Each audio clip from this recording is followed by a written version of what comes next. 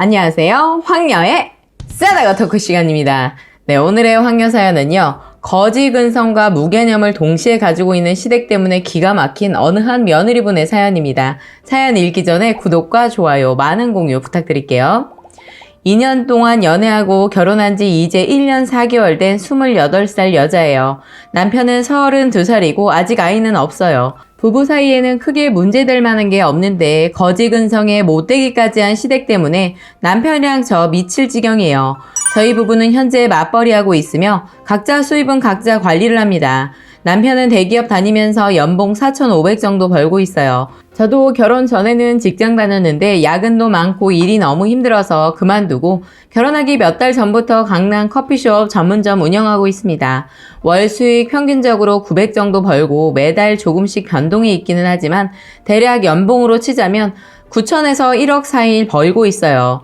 저희 시댁과 친정은 경제적인 부분에서 크게 차이가 나는데요. 저희 집은 아버지가 사업하시고 빌딩과 부동산 쪽으로도 자산이 좀 있는 편입니다. 반대로 시댁은 홀 어머니의 개념 없는 시누이 하나 있죠.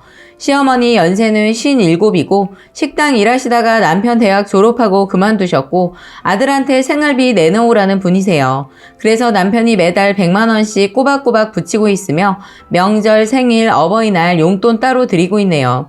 하루라도 생활비가 늦거나 돈 줘야 할 때 안 주면 득달같이 전화가 와서 돈 떨어졌다는 소리를 하시곤 합니다. 참고로 저희 남편 이런 어머니와 동생과 한 집안 사람이라는 게 안 믿어질 정도로 성실하고 인간적으로도 문제 없는 사람이에요. 한편 중학교 때 아버님 돌아가시고 고등학교 2학년 때부터 아르바이트해서 자기 학비를 마련했고요. 대학 들어와서도 편의점, 식당 가리지 않고 아르바이트해서 등록금 대고 자기 이름으로 졸업한 사람이에요. 물론 결혼할 때도 자기가 모아둔 돈으로 결혼자금 전부 해결할 정도입니다. 남편이랑 저 사이도 좋고 서로 많이 사랑하지만 남편은 시댁 때문에 저한테 많이 미안해하고 저는 그런 남편이 정말 안쓰럽게 느껴집니다. 남편이 안쓰러운 만큼 시댁은 점점 더 싫어지는 마음이에요. 반면에 시누이는 그냥 되는 대로 생각 없이 사는데 남편 표현 빌리자면 개념 없이 살아요. 이제 25살인데 남편도 그냥 포기한 상태고 저런 동생이 있다는 걸 끔찍하게 생각할 정도예요. 남편한테 듣기로는 고등학교 다닐 때 문제를 많이 일으켜서 한 번은 강제 전학 당했다고 하는데 그래도 정신 못 차려서 결국엔 퇴학 당했다고 하는데 자퇴를 빙자한 퇴학이었죠. 그러다 20살 때 겨우 검정고시 치르고 수능 봤었고 삼수 끝에 23살에 수도권 2년제 대학 갔다네요. 그리고 올해 25세 겨우 졸업해서 취직한 거였죠. 그냥 화나고 답답한 마음에 생각나는 일 몇 가지 써보자면 남편이랑 연애할 때 밖에서 시누이를 만난 적이 있었는데 그때 제가 명품 가방을 들고 있었어요. 시누이랑 만난 지 기껏해야 3번인가 만났을 때인데 저한테 그러더군요. 제가 들었던 백이 150만 원 넘는 백이었는데 저번에 봤을 때도 그 백 메고 있더니 또 그거 메고 왔냐고 했었고 매번 똑같은 거 메면 질리지 않냐고 하더군요. 언니는 능력 되니 다른 거 새로 사고 그건 자기한테 중고로 파세요 라고 하더군요. 그 당시 시누이 재수할 때였어요. 정말 어이없었던 건 자기한테 팔라며 부르는 액수가 제 기억엔 35만 원인가 그랬어요. 명품백 중고로 사본 적도 팔아본 적도 없지만 그 값에 사고 팔릴 만한 가방도 아니었는데 그때는 연애한 지 1년도 안 됐을 때라 그냥 웃으며 넘어갔지만 두고두고 그 말에 기분이 나빴어요. 또 결혼할 때 크게 문제 하나가 터졌는데 지금 살고 있는 집이 저희 부모님께서 해주신 집이에요. 잠실 부근 35평짜리 아파트면 현시가 10억 정도 되죠. 그때 저희 남편은 모은 돈도 혼수로 4천 정도 해왔어요. 솔직히 남자가 집 해오고 여자가 혼수한다고 하는데 제가 그냥 형편되는 사람이 해오자는 주의였죠. 집값에서 10% 정도 해온다는데 그 반도 안 되게 해왔었고 그닥 기분 나쁘지도 않았어요. 남편이 정말 힘들게 모은 돈이라는 것을 알고 있었고 그 혼수로도 우린 충분하다고 생각했으니까요. 저는 집을 제가 해왔기 때문에 예단은 안 하는 걸로 생각했고 남편 또한 그렇게 알고 있었죠. 서로 주고받을 예물만 적당히 하자고 했고 당연히 꾸민비도 안 받았어요. 상견례 때 이미 나온 결정된 상황이지만 시어머니께서는 저도 아니고 저희 엄마한테 연락을 하셨더군요. 주변에서 보는 눈이 있으니 형식상 예단을 해야 하지 않냐며 1,000만 원을 요구하셨고 거기다 시누이 명품 가방 하나 포함했더군요. 그 말을 듣고 황당해하는 저희 엄마에게 그 정도면 예단비 충분할 것 같다는 말까지 하셨다네요. 저희 부모님 솔직히 결혼할 때 남편은 정말 마음에 들어 했지만 시댁을 달가워하지 않으셨는데 잘못하면 파혼할 위기였었죠. 남편이 그 사실을 알고 시댁에 가서 한번 뒤집고 와서 겨우 마무리됐어요. 참고로 시댁은 경기도 군포에 위치해 있고 친정은 서울이며 신혼집이랑 직장들도 전부 서울이라 결혼식을 서울에서 올렸어요. 그런 저런 이유로 예식장 비용은 제가 부담했지만 남편 앞으로 온 하객들 식비만 시댁 쪽에서 하기로 했었죠. 남편은 미안하다고 청첩장 및 신혼여행 비용을 부담했어요.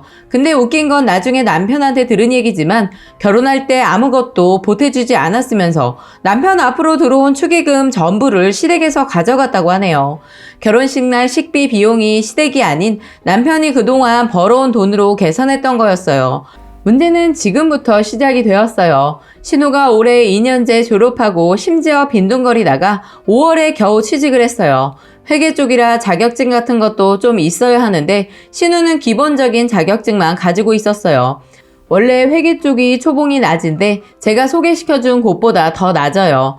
그러게 지인에게 알아보며 취직시켜줬었고 신우이는 감사해야 할 입장이었죠. 그런데 자기 능력도 모르고는 6월부터 8월까지 3개월은 수습기간이라 100만 원도 안 주고 일도 많고 잠심부름도 많다고 투정을 부리더군요. 군포에서 강남까지 교통비 빼니까 남는 것도 없다고 관두려고 하네요. 이번 달부터 수습기간은 끝났지만 초봉이 1,200 정도라서 사실 암담하긴 해요. 그것도 어머니가 더 괜찮은 곳 있으면 알아보고 옮긴다고 해도 지금 다니는 직장은 계속 다니라고 뜯어 말려서 지금까지 계속 다니고 있어요. 그런데 토요일에 시어머니랑 시누이가 같이 우리 집에 왔어요.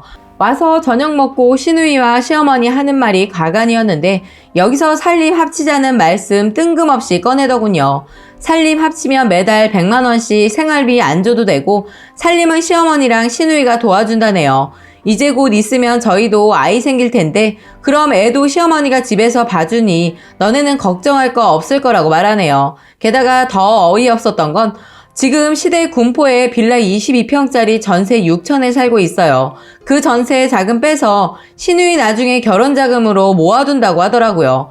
남편이랑 저랑 결혼 전 시댁과 친정에 문제 생기면 각자 책임져 주기로 약속했었어요.